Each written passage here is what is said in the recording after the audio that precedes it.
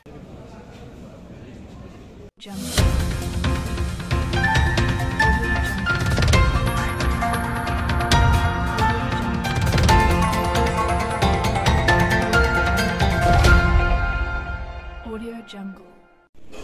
Buleleng menggelar rekonstruksi kasus pembunuhan dengan pembuangan mayat di Desa Pancasari, Kecamatan Sukesade, Kabupaten Buleleng pada Kamis 26 Februari 2025. Rekonstruksi ini dilaksanakan di Mapolres Buleleng sebagai alternatif lokasi, mengingat sebagian besar kejadian berlangsung di Denpasar. Kapolres Buleleng AKBP Idu Bagus Widwan Sutadi menjelaskan bahwa rekonstruksi ini bertujuan untuk menyempurnakan penyidikan, mengungkap kronologi kejadian, serta mencari faktor penyebab kematian korban. Adegan-adegan rekonstruksi ini dihadiri langsung oleh para tersangka, jaksa penuntut umum yang menangani, dan juga penasihat hukum dari masing-masing para tersangka. Di rekonstruksi saat ini ada beberapa adegan-adegan penting yang dilakukan, baik mulai dari sebelum kejadian, sesaat kejadian maupun setelah kejadian.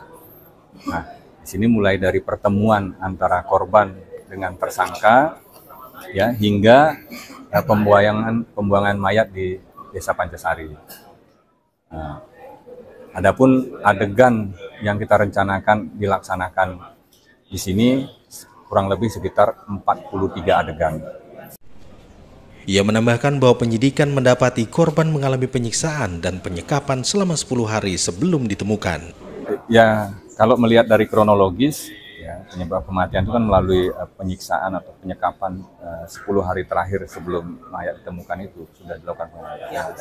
Tapi yang jelas, mungkin adegan terakhir nanti seperti dipukul di wajahnya menggunakan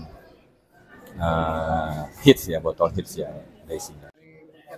Sementara itu, dokter forensik RSUD Buleleng, Dr. Clarissa Salim menyatakan bahwa pihaknya masih menunggu hasil pemeriksaan histopatologi dan temuan pada rambut korban untuk memastikan penyebab kematian. Tindakan kekerasan jadi sesuai dengan yang ditemukan pada saat di TKP, ya Pak Kapolres ya.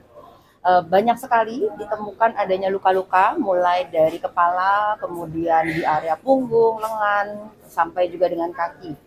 Nah, dari semua luka-luka tersebut, ini bisa saja semuanya saling berkontribusi atau setidaknya bisa memberikan petunjuk apa yang nantinya menjadi sebab kematian itu sendiri. Bahwa kita temukan adanya kemungkinan, seperti yang tadi disampaikan oleh Pak Kapolres, adanya kemungkinan semacam penyiksaan ataupun penelantaran, itu sudah bisa menjadi sebuah petunjuk. Memang ada kemungkinan ke arah sana, seperti itu. Lebih lanjut, Dr. Clarissa juga mencurigai adanya kemungkinan penyiksaan atau penelantaran berdasarkan luka bakar dan bekas ikatan di pergelangan tangan serta kaki korban. Salah satu yang menjadi tidak wajar adalah yang kami temukan juga adalah bekas luka di area pergelangan tangan dan kedua pergelangan kaki.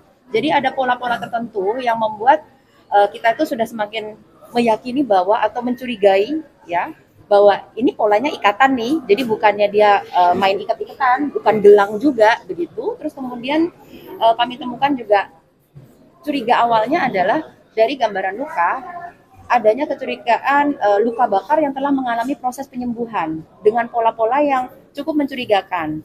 Nah, kenapa bisa sampai ada proses luka yang ada yang mulai menyembuh, ada yang baru sembuh. Nah, itu salah satu juga membuat kami semakin curiga bahwa oh ya, memang ini ada sebuah proses entah penyiksaan, entah atau apapun itu, begitu. Jadi karena gambaran lukanya yang berbeda-beda dari proses penyembuhannya.